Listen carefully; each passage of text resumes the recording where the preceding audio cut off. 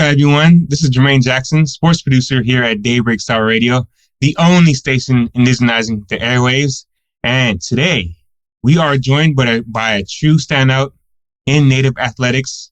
He's a rising star both on and off the court, a state champion, an SB-nominated baller, and a D1 athlete at Abilene Christian University. From hitting a viral half-court shot to starring in Netflix's Res Ball, Natalia's journey blends talent, culture, and purpose. She's more than just a hooper. She's a leader, a role model, and a fierce advocate for Indigenous youth. Natalia, welcome. It's an honor to have you on the show. How are you doing today? I'm doing great. Thank you for having me. Definitely. Thanks for joining us. And to start things off, can you please introduce yourself to our listeners and let them know which nations or tribes you represent?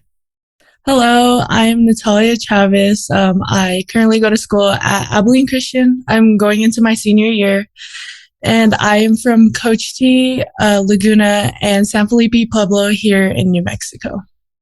Let's get into some questions. So you started playing basketball at just 5 years old in a res league. Is that correct? Yes, I did. When did you first realize that basketball was more than just a game for you and something that you wanted to take seriously? I think when I got a little bit older, when as you said, I was playing in a res league. I think not until I was like maybe a couple years older, I got asked to play on a club team, and I was still younger, but like it kind of didn't faze me yet. And I realized when I was playing on this club team, like I was actually pretty good, and I just loved it a lot because it helped me connect with my dad a lot. He's the one that got me into basketball. So him just bringing me up playing basketball and then going out there and playing, I felt like, oh, this is something I can really do and I could go far in it. Yeah, that's inspiring. So, excuse me, you mentioned your dad being a big part of your journey. And I think you also mentioned Kobe, right? The late, great Kobe, Yes, as a major influence. He was also one of my influences as well. And how have both of them shaped your mindset and the way you approach the game of basketball? just the way I approach basketball, my dad just told me every time I go out there, never leave anything or leave everything on the court. You know, you never know when your last game is, so you got to play like it's always your last game.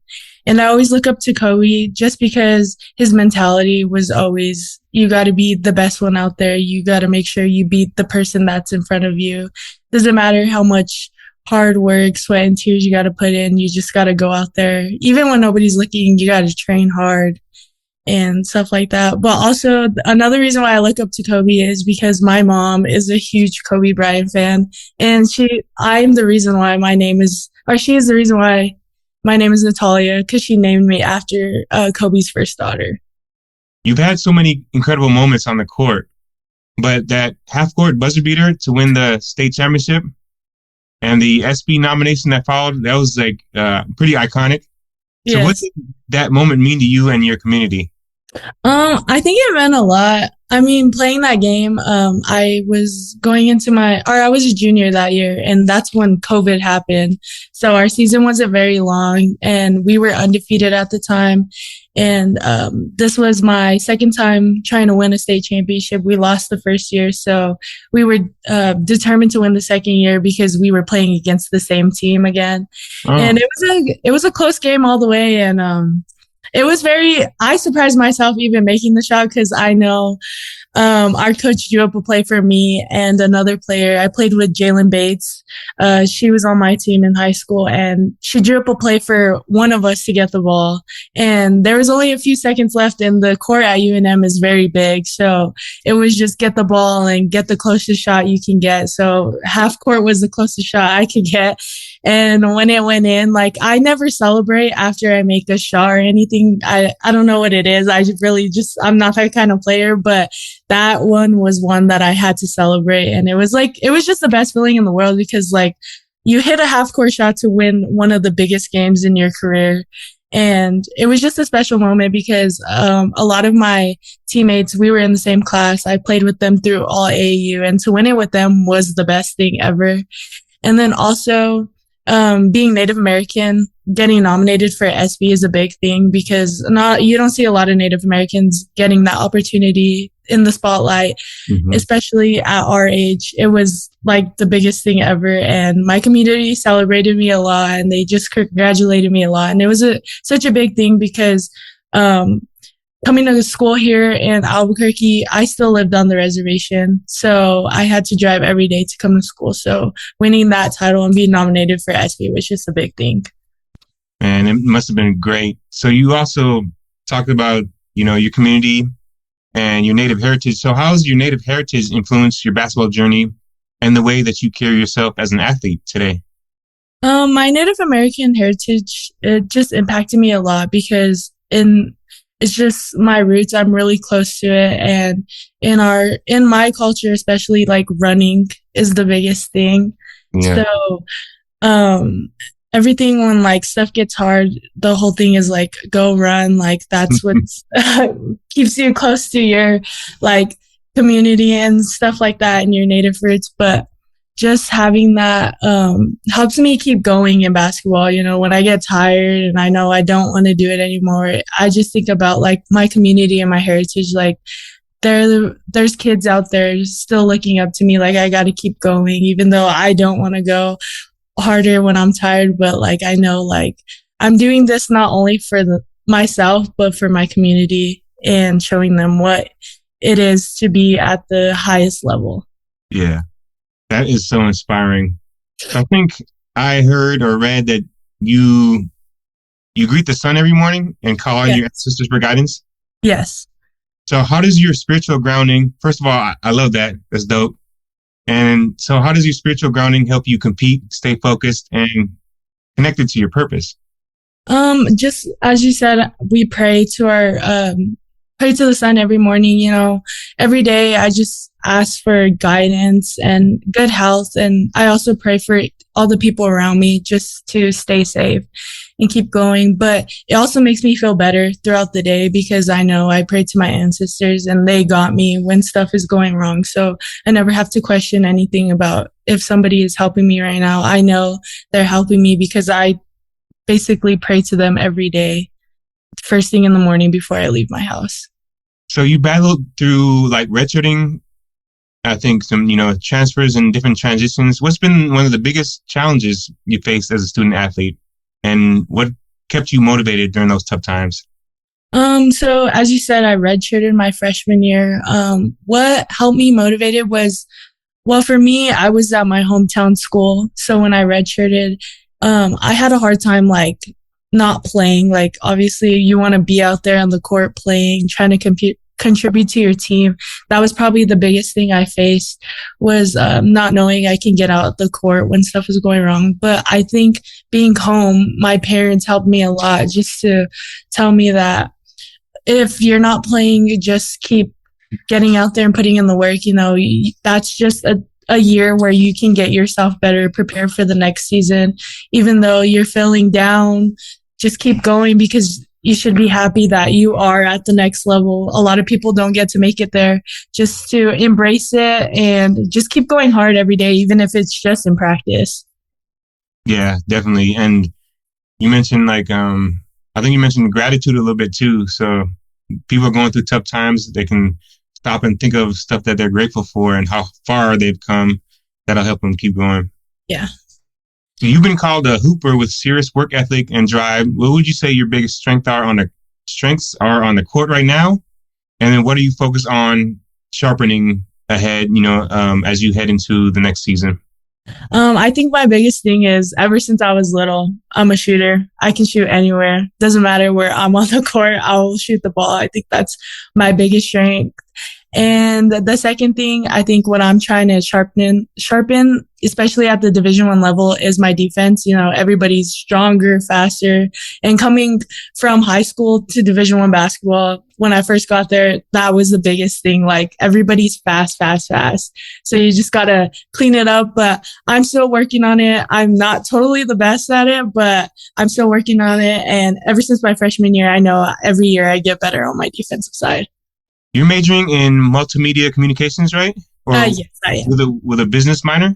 Yes, I have a business minor. Okay, that's cool. So you've talked about starting a training facility for Indigenous youth, right? Yeah.